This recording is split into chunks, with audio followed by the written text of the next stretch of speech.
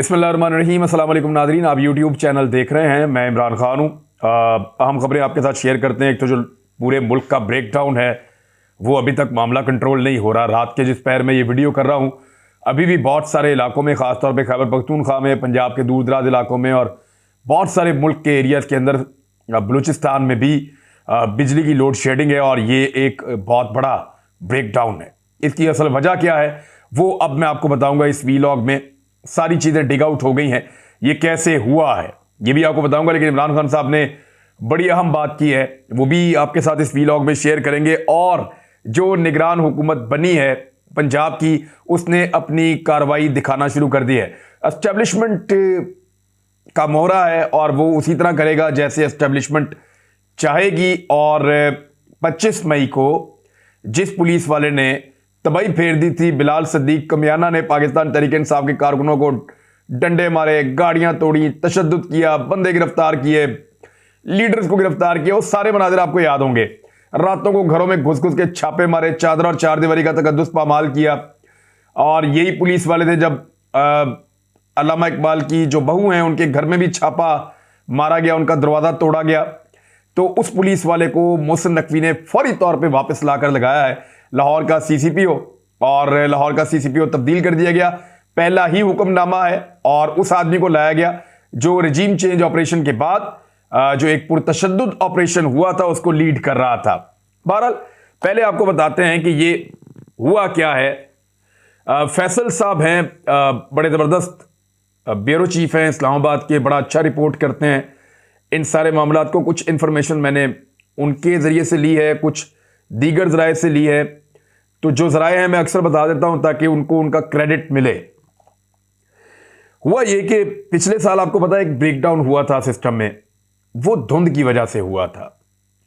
हुआ ये था कि जो कंडक्टर्स हैं उनके दरमियान में धुंध आ गई थी और उसकी वजह से करंट पास नहीं हो पा रहा था और फिर मुल्क के अंदर एक ब्रेकडाउन हो गया था। वो पकड़ा भी गया और बाद में ठीक भी हो गया चंद घंटों के बाद। लेकिन बड़ा शोर मचाया गया तो उस वक्त पाकिस्तान पूरा ब्रेकडाउन हो गया, ये हो गया, वो हो गया। तो मैं आपको सिर्फ याद दिला रहा हूं कि गुज़िश्ता साल जब धुंध की वजह से एक ब्रेकडाउन हुआ था तो उसकी सिचुएशन क्या थी। अब धुंध नहीं थी, ये हुआ क्या है मैं आपको बता देता हूं। ये ऑयल और एलएनजी ये पाकिस्तान के पास अब अवेलेबल नहीं है। यानी पाकिस्तान जो बिजली बनाता है मुख्तलिफ सोर्सेज से बनाता है, सूरज से बहुत थोड़ी सी बनाता है सोलर एनर्जी, और पानी से भी बिजली पाकिस्तान बनाता है लेकिन सर्दियों में बिल्कुल नहीं बना पाता। और हमारे डैम्स कम हैं, ज़्यादा होने चाहिए, तो वो भी हम थोड़ी बिजली बनाते हैं। बाकी बिजली हम बनाते हैं जो इस्तेमाल की है वो हम एलएनजी से और तेल से बनाते हैं, और ये दोनों चीज़ें हम बैरून मुल्क से इंपोर्ट करते हैं। ये पाकिस्तान के पास ख़त्म हो रहा था और नॉर्थ में ऊपर पानी मौजूद नहीं था। भल सफाई की वजह से अखराज कम किया हुआ था। यानी डैम से जब बिजली बनती है, पानी निकलता है तो बिजली बनती है ना, तो जब पानी का अखराज कम करते हैं तो बिजली कम बनती है। तो 90% बिजली कम बन रही थी, इसलिए कि आगे नहरों के अंदर भल सफाई का अमल चल रहा था। और ये सर्दियों के अंदर वैसे भी कम अखराज रखा जाता है, उसकी वजह यह है कि पानी को स्टोर किया जाता है मुश्किल वक्त के लिए। तो हुआ क्या, हुआ ये कि पीएसओ के एमडी ने चंद दिन पहले एक खत लिखा था हुकूमत को, और उसने लिखा कि ऑयल इंपोर्ट करने के हमारे पास पैसे नहीं हैं, हमारी जो एलसीज हैं वो डिफॉल्ट होने को हैं, और एलएनजी भी हमारे पास नहीं है। यानी हमारे पास तेल भी नहीं है, एलएनजी भी नहीं है, डॉलर्स भी नहीं है, ये इंपोर्ट कैसे करें।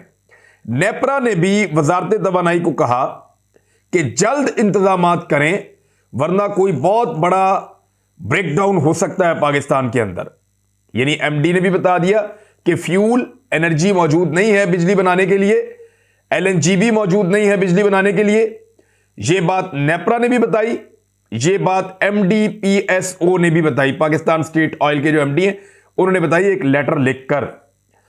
अब हुआ क्या, हुआ यह कि पाकिस्तान के पास ये फ्यूल कम हो गए और बिजली की पैदावार कम होते होते बहुत ज्यादा कम हो गई।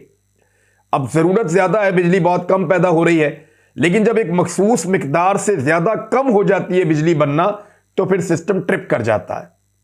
वो इसलिए कि बहुत बड़ी खराबी इसके बाद जो है वो हो सकती है।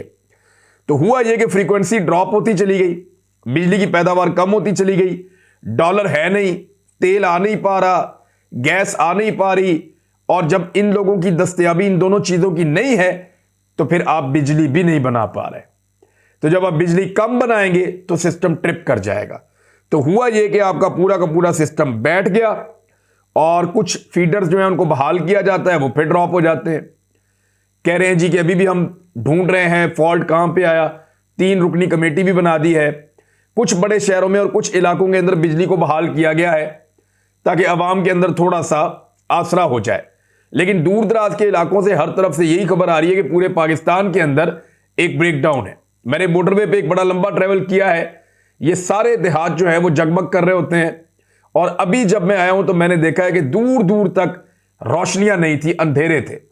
तो ये अंधेरों में पाकिस्तान को धकेल दिया है पीडीएम की इस हुकूमत ने। पुराना पाकिस्तान इन्होंने बनाना था, हमें यह आइडिया नहीं था कि इतना पुराना पाकिस्तान बनाएंगे कि 50 की दहाई में पाकिस्तान को ले जाएंगे। अब तो ऐसा लगता है कि हमारी पैदाइश से पहले का पाकिस्तान बन गया है, जिसके बारे में हम लोगों से सुनते थे कि ना बिजली होती थी ना गैस होती थी, पर लोग बड़े अच्छे होते थे। तो लोग तो वैसे के वैसे ही है, तो बिजली और गैस नायाब हो गई और बेशुमार चीजें जो है वो भी नायाब हो गई। अब हल क्या निकाला इन्होंने?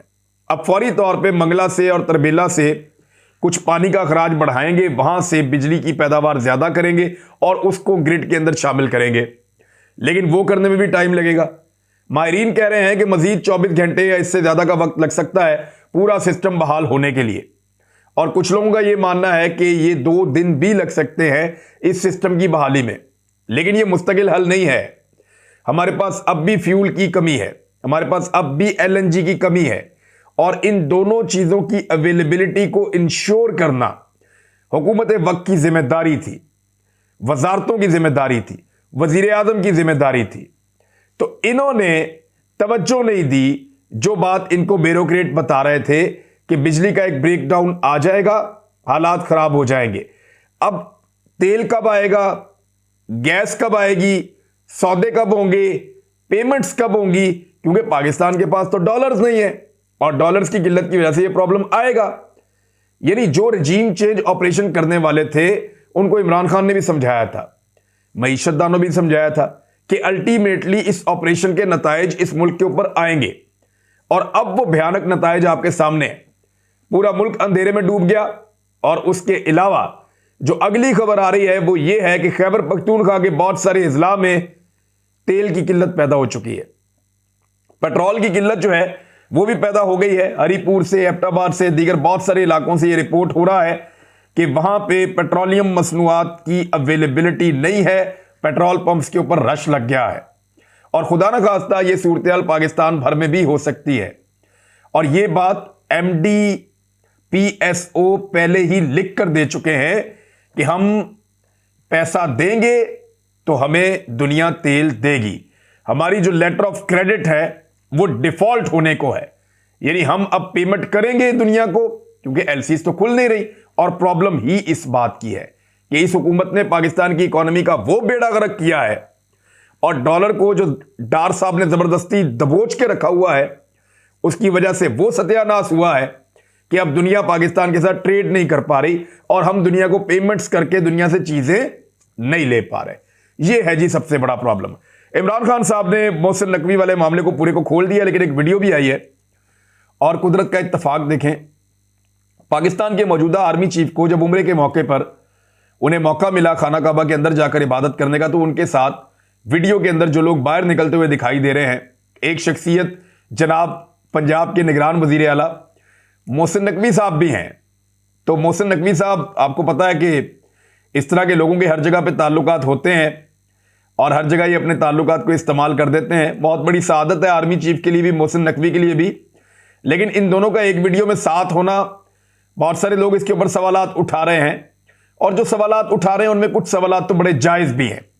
बहरहाल मोहसिन नकवी वज़ीर आला पंजाब बन गए और बनते ही उन्होंने पहला कदम जो उठाया वो बिलाल सिद्दीक कमियाना को लाकर लाहौर का सीसीपीओ तैनात किया। ये वो शख्सियत है जिन्होंने पाकिस्तान तहरीक इंसाफ के लोगों को बहुत मारा कुटा था, बड़ी फैंटी लगाई थी इन्होंने। 25 मई को मैंने आपको पहले भी ये बात बताई है। तो पहले ही कदम से पता चल गया ये किस मूड में आए हैं और इनको किस लिए लाया गया है। एस्टेब्लिशमेंट पूरा जोर लगा रही है। देखना यह है कि पाकिस्तान तहरीके इंसाफ या पाकिस्तान के आम अवाम या पाकिस्तान की मिडिल क्लास इनका कैसे मुकाबला करती है और किस तरीके से इसका जवाब देती है। इमरान खान साहब ने बहरहाल ऐलान कर दिया है, ऐलान जंगी करते हैं वो इस तरह के माहौल में हमेशा, और वही उन्होंने किया। उन्होंने कहा कि इलेक्शन कमीशन ने मोहसिन नकवी को निगरान वजीर आला पंजाब बनाने का ऐलान किया है। निगरान वजीर आला का मकसद यह था कि वो एक न्यूट्रल अंपायर बनेगा और एक ऐसी हुकूमत बनेगी जो किसी की तरफदारी नहीं करेगी और साफ और शफाफ इंतखाबात कराएगी। उनका कहना था कि हमने नासिर खोसा का नाम लिया जो शहबाज शरीफ का चीफ सेक्रेटरी थे, नवाज शरीफ के प्रिंसिपल सेक्रेटरी रह चुके थे। हमने समझा इन पे कोई एतराज नहीं होगा। फिर अहमद सुखेरा को चुना जो काबीना का सेक्रेटरी हैं, जिस पर कोई शक नहीं होगा। इसके अलावा नवीद अकरम चीमा का नाम लिया जिनको मैं जानता नहीं था, हालांकि ये शहबाज शरीफ के चीफ सेक्रेटरी रह चुके हैं। फिर एक और बात इमरान खान साहब ने की, उन्होंने कहा कि इस निगरान वजीर आला ने 2008 में नैब को 35 लाख रुपए वापस किए थे और तस्लीम किया था कि मैंने चोरी की है, इसलिए नैब को पैसे वापस कर रहा हूं। इमरान खान ने कहा कि यह साबिक आर्मी चीफ से भी मिलता था क्योंकि असल मास्टर माइंड तो वो था, लेकिन इसके इर्द गिर्द जितने भी खिलाड़ी थे इनमें सबसे ज्यादा जिसका नाम आता था वो मोहसिन नकवी था। उसको जरदारी ने अपना बेटा बनाया हुआ। वैसे जरदारी साहब कह भी रहे थे कुछ लोगों की मौजूदगी में एक वीडियो में कि हमारा ये बच्चा है और आपका तो रिश्तेदार है, चौधरियों को ये कह रहे थे।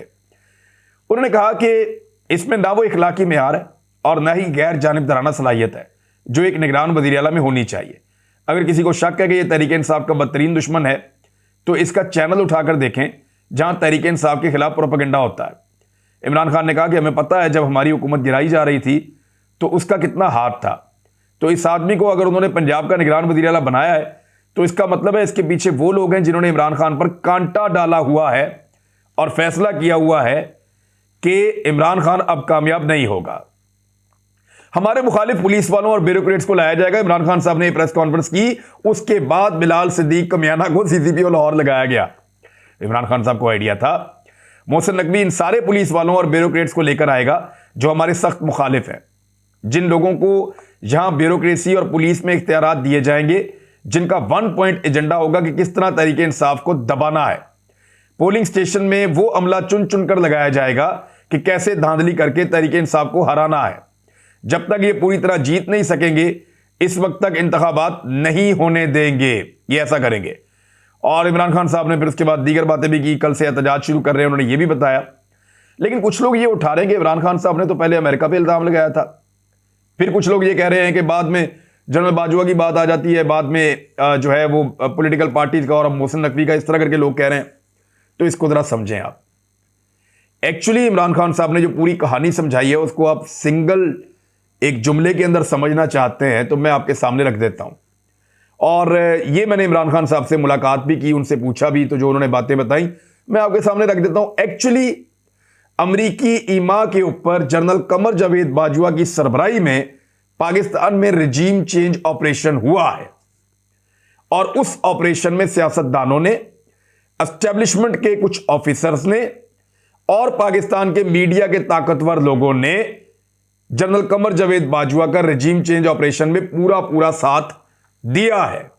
और उन लोगों में से एक आदमी मोहसिन नकवी है।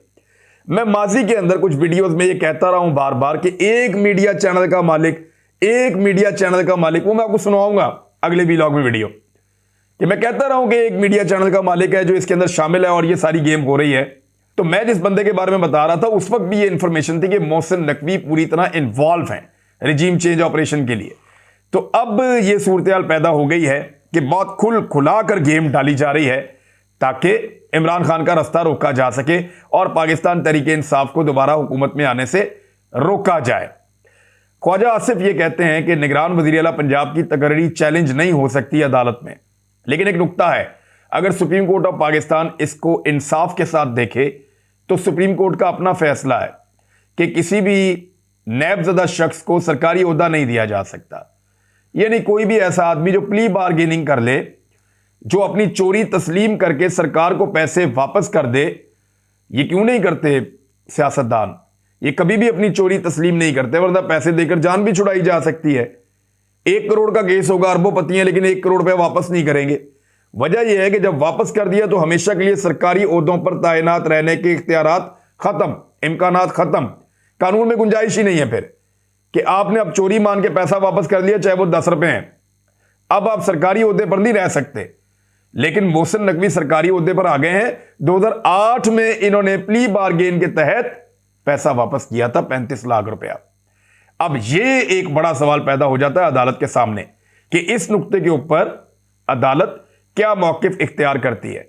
बहरहाल बिलावल ने कहा था वेलकम टू पुराना पाकिस्तान, तो पुराना पाकिस्तान आप सब देख रहे हैं और उसको आप इंजॉय भी कर रहे हैं। मेरे ख्याल में जितनी जल्दी इस रिजीम चेंज ऑपरेशन को रिवर्स किया जाता उतना बेहतर था। अब तो बहुत देर हो गई है। जिन जिन चीजों के खतरात थे वो अब हमारे सामने बहुत बड़ी बड़ी बलाएं बनकर खड़ी हैं। अब तक के लिए इतना ही। अपना ख्याल रखिएगा, अपने इस चैनल का भी। अल्लाह हाफिज।